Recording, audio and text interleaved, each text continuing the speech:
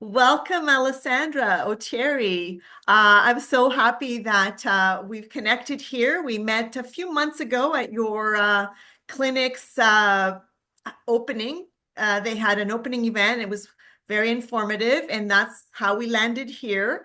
And our topic of today is metabolic balance. And I'd love for you to start by introducing yourself and your background and a little bit about how you can help. Yes, absolutely. So thank you so much for having me today. To introduce myself, my name is Dr. Alessandra Autieri. I am a naturopathic doctor, and my practice primarily focuses on women's health. So especially we'll get into kind of later on, like the clinic that I work at, but we do a lot of women's health concerns. And I think when people hear about women's health, they think periods, they think hormones, which, yes, I do work a lot in those realms, but we are very complex human beings. There's a lot going on. So I treat a lot of other things, including the metabolic balance that we're going to be talking about today. That's great. I think it's a pretty hot topic, wouldn't you say?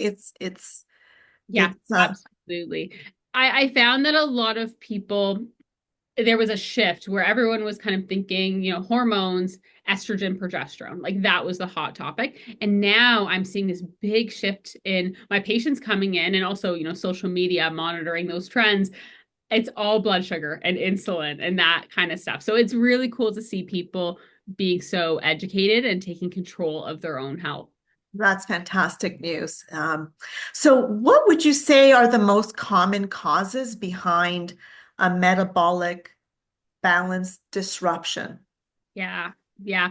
So there are many, many causes for sure that I sort through with my patient. And if anyone listening is familiar with naturopathic medicine, we really look at the whole person together. So I'm going to group these into different categories, but it's very important to note that most people have all of this happening at the same time as well. So the first one has to be diet.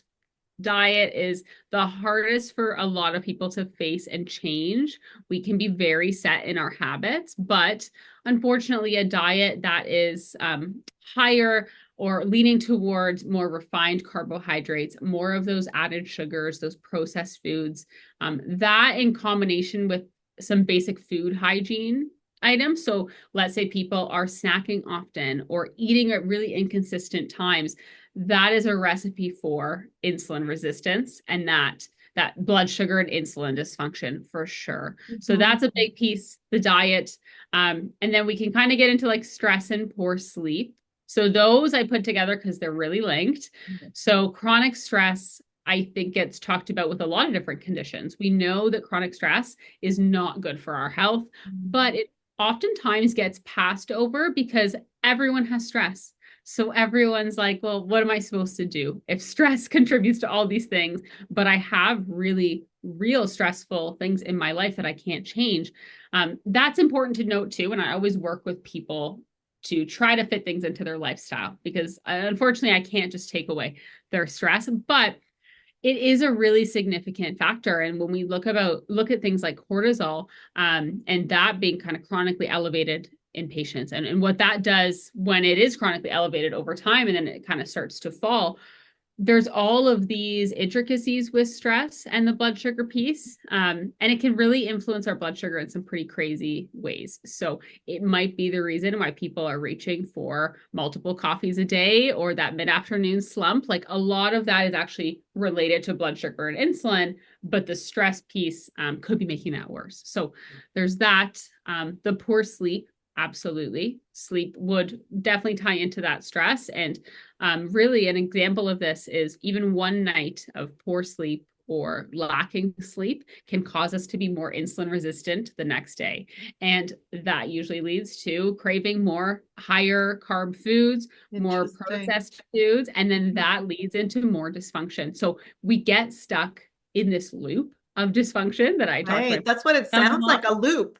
Exactly. It's like how are we going to navigate out of this, right? It can feel very overwhelming. And I mean, then those are the big ones that I would say are pretty common that I see with Mhm. a lot of people. And then there's other things like sedentary lifestyle, which I would say is also decently common. I think, unfortunately, the past few years with the working from home lifestyle, Yes. have gotten real comfortable in their homes. So, if you're not moving your body's not able to use glucose efficiently. So, there's that piece. There's some gut dysbiosis. So, depending on what's happening with our gut bacteria, that can even predispose us to inflammation, insulin resistance, and then I would say hormone conditions or imbalances as a whole. So if you have something like a hormone condition that predisposes you to having a fluctuation in, let's say, your thyroid hormones or your testosterone, your DHEA, things like that, Mhm. that maybe we are either born with or we kind of develop as we age, those can absolutely contribute to. Right.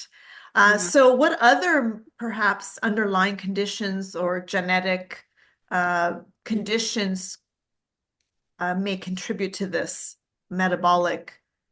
Would you call it a metabolic dysregulation?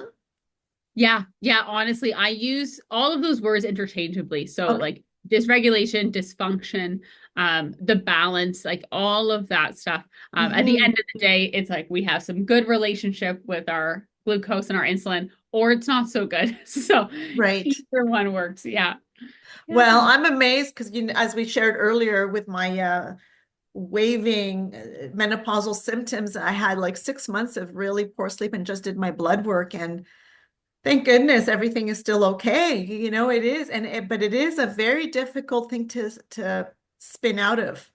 Yes. And Yeah. And I love empowering my patients to tell them, these are the symptoms and how they're connected so that, even for when it happens, like with yourself, we're yeah, fluctuating in and out of these symptoms. It's like, why is this happening? yeah, Oh, it's because X, Y, and Z. Like they right, can kind of put those pieces together. right. And then try to like deal with some of those pieces and see rule out basically so Yes. that they could get back to a regular sleep Yeah. or way of life. So that's awesome. Were there any other underlying conditions and genetic conditions that you may want to mention at this Yeah, point? yeah. I mean, we can elaborate on a few of them Yeah. since we ended off with that hormonal piece there. But I would say the leading cause or the most common one would be like a PCOS, right? It's the leading cause Okay. of insulin resistance. That in women, it usually presents as some irregular cycles, some physical symptoms as well. But ultimately, it's a really good example of how hormones like testosterone and DHEA play a role with our insulin and blood sugar. So that's a big one. Hypothyroidism. So I would say thyroid in general, but definitely more on the hypothyroidism side. So a low thyroid function Hmm. definitely impacts metabolism, makes it more difficult for our body to regulate blood sugar. Hmm. We have a lot of stuff that falls under, I guess, the chronic inflammation or even autoimmune category. So whether that's a condition like an autoimmune disease or it's systemic inflammation from a poor diet or lots of stress. I was So going to that say, right, inflammation can be exactly. dietary as well, right? Yeah. So we have things that we are, some people, I joke with my patients, win the lottery and they are predisposed to certain genetic factors and or Yeah. are diagnosed with certain things and that we have to figure out how to manage. But then there's a lot of modifiable factors like our external stress environment, and Mhm. then also our diet and our sleep that make things worse too. So there's those. We have fatty liver, which is very, very common. Non-alcoholic fatty liver disease Mhm. is becoming so much more common, and it's getting into the younger and younger population. So I'm seeing it Mhm. in a lot of younger patients coming in, strongly linked to insulin resistance. And I would say the last one, again, going back to like gut dysbiosis in general, like it's just that balance of good bacteria, bad bacteria. And there's a lot of different digestive conditions that fall under that category too. Right. And would you say that the quality of like, let's say somebody's having on the surface a very good diet, but the quality of the food, or Mhm. the ingredients of the food may not necessarily equate to that? Is Yeah. that like when you're seeing younger and younger people have this issue, is it because they're not having a good dietary lifestyle, or is it a good diet, but the actual items and ingredients in the diet may not be as good as we think? Yeah. Yeah, I honestly, I see a spectrum of everything with patients. I have some patients who come in and I think acknowledge that their diet could be a little bit better in terms of the foods that they're eating, where they're purchasing their foods from. If we're Right. getting a lot more processed and takeout foods, for example, the fast foods versus home cooked meals, like that one, I think is very self-explanatory, and a lot of people have the self-awareness and understand that maybe those aren't the best food choices for their body. But then Hmm. a whole other realm where I'm having patients come in and they're telling me that they're eating a really healthy diet, but they're still struggling with things that are relating to their blood sugar and insulin. So let's Right. say things like weight loss resistance, right? That's a big one that's tied into this. As much as things like chronic fatigue and mood, like those are absolutely tied in here as well. But then we have to look at, okay, what is in the ingredients, of course, that you're eating, because a Yeah. lot of things are labeled as health foods. Yes. Are not actually health foods. Right. And, even too much of a good thing isn't great. So then we talk about how to structure your plate. What different macronutrients need to be on your plate to create that balance for our blood sugar and insulin. Uh, Mm. our timing between meals. There's a lot being talked about with intermittent fasting. So it's like, okay, figuring out if that's something that is actually good for you as the individual, because it's really Right. easy to get inundated with all this information online. And then it's, Absolutely. how am I supposed to eat? Absolutely. And it's interesting. I was at the grocery store and there's all this hype around sunflower seed oil, I think now. Yeah. Yeah. So, like you said, you think something, you go to this health food store, I pick up these veggie patties thinking, oh, it'll save me time. But then I look at the ingredients and I'm seeing the type of oil and I'm like, I don't know, I think I could just buy a sweet potato. I have some beans and I have some olive oil at home. It'll take me a little bit more time, but I'll feel more uh comfortable eating Yeah. it. So Yeah. yeah, so at least we have more awareness now. It's also time management, right? Having the time to get organized, to prepare, and to have things ready, like batch cooking, for example, right? Yeah. Yeah. I really, when I say I meet patients where they're at, like I truly mean that. Because like you said, some people come in and they have a lot of background knowledge. I mean, even if it's from an educational standpoint, um, their starting point for treatment is going to look very different for someone who is just getting started on their health journey.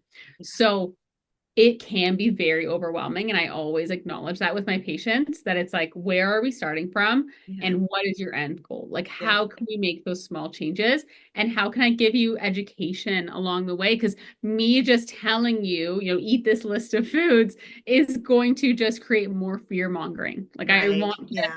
help you understand why we do certain treatments for your own, like, individual personalized health journey. Yeah. Yeah, It has to be sustainable for the individual, correct? Yeah. absolutely. So, what you mentioned, how gut health is really important. So, what is the role of gut health and digestive enzymes, which I mentioned before, I'm learning tons about. I'd love to hear your perspective on that. Yes, absolutely. So, gut health does play a major role. And I think, along with this insulin and blood sugar conversation, has gained a lot of popularity in recent years. The bacteria in our gut and our microbiome. So we can start on the digestive enzyme component. So proper digestion means that we're going to absorb our essential nutrients from whatever we're intaking, if this is supplement wise or our food. So things like magnesium, zinc, B vitamins, those are all really critical for our insulin function. Right. So in terms of those digestive enzymes, they can definitely help when we're needing some support in digesting our food and making sure that absorption is happening. Mhm. However, I find that when I work with patients, especially at the start, I like to dive a little bit deeper and say, well, why are we having such issues with our body making its own digestive enzymes? Why are we having these issues with absorption? Mhm. And we do, as naturopaths, love to talk about bowel movements. So that is a big conversation that I have with patients. I'm used to it. Right? Because Yeah. it's so true. It tells us so much about what's happening in the body. And I would love for the body to get to a point where it doesn't need to take a pill for everything to help it out. And I think this is a perfect example.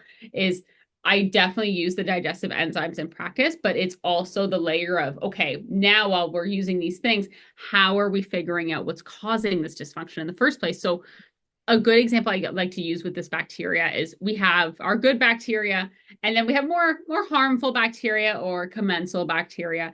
And when we have an overgrowth of either bacteria, but for this case, we'll use that more harmful bacteria, Mhm. it can lead to worsened metabolic dysfunction and this like blood sugar and insulin relationship. So now we're talking, this doesn't even have to do with those external factors. This is the bacteria in our gut. So one of these bacteria, we'll get a little sciencey here.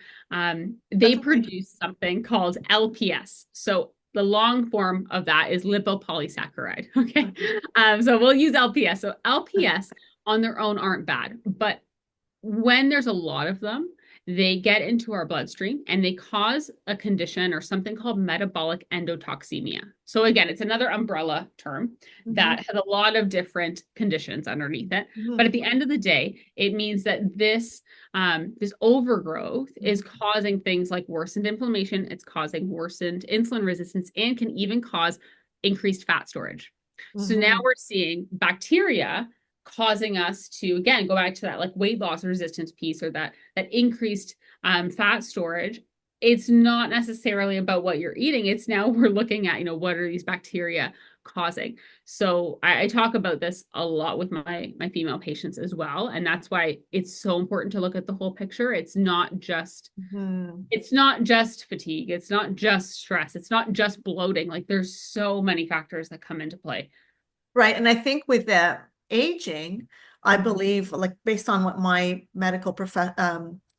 practitioners have shared with me, is that it does become more of a challenge to produce the digestive enzymes we need to absorb the food Mm-hmm. and the nutrients. Yeah. So do you see it in all of your clients at all ages, or do you see it more pervasive in the, say, 50 plus Yeah. people? Yeah, honestly, I see it really in different severities across all ages because of the patients I see. I mean, I see quite a wide range of Mhm. conditions and age groups. And honestly, I don't even just treat females, like I treat males and treat children as well. So I do see it scattered throughout. Okay. Um, Definitely things do get trickier once we have the perimenopause, menopause coming into play, though. Right. Absolutely. Okay. So how do we rebalance with whole foods and supplementation at major stages of our life? We kind of touched upon it a little bit here.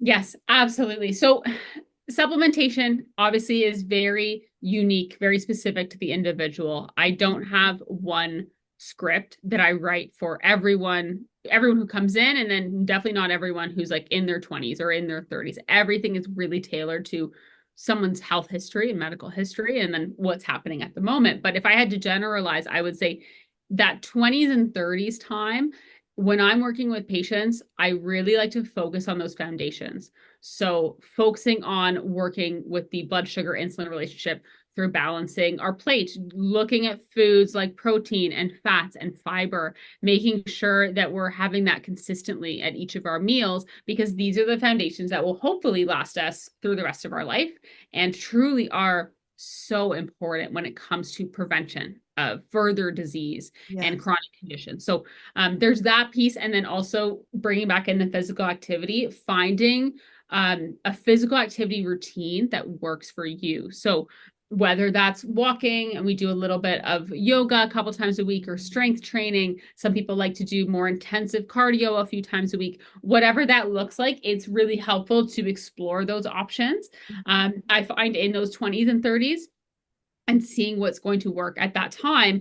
And then as we age, it's going to adapt. It's going to look different at every stage. Um, Yes.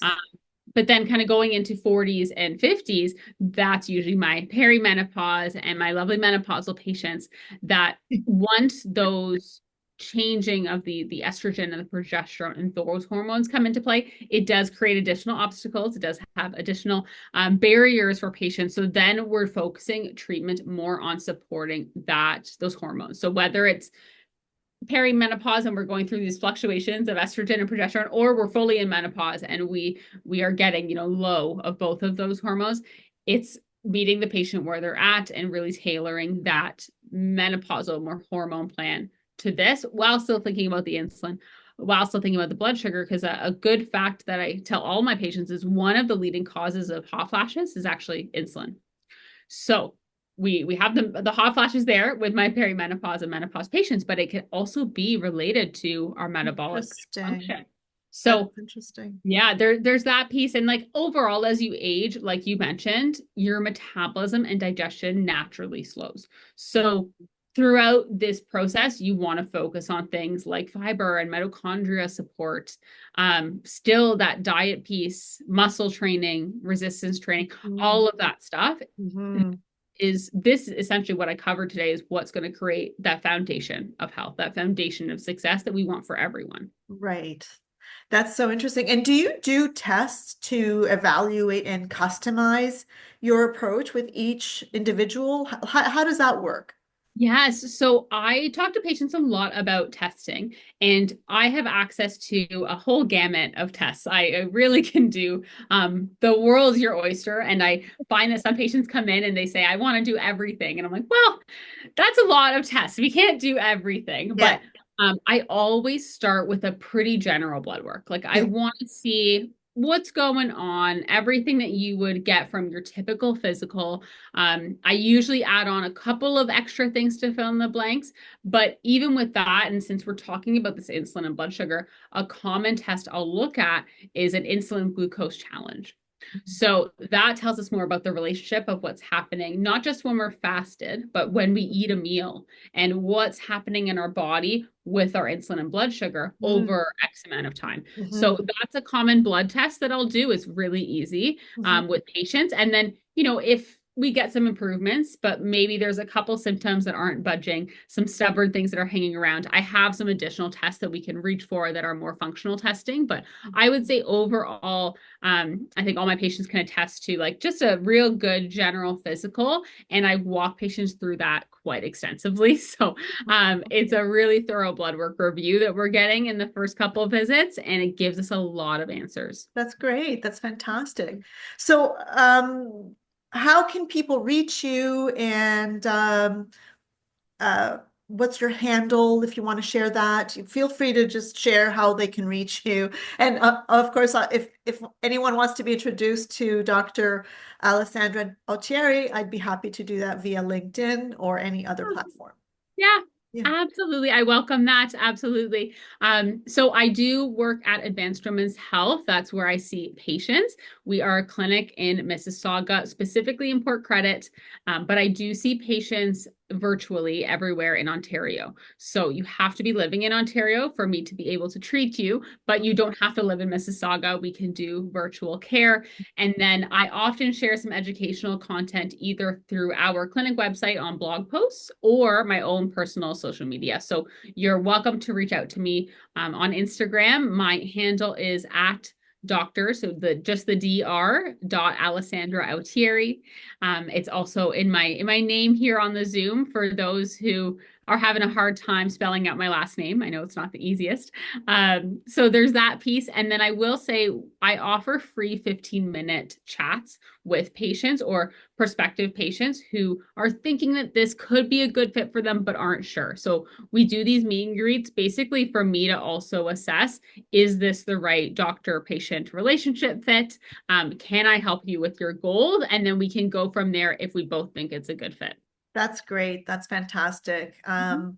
I've worked with NDs and nutritionists, and thank goodness I have a medical doctor that Yeah. collaborates. And I've been doing this for years, and I think it's very, very effective and very valuable.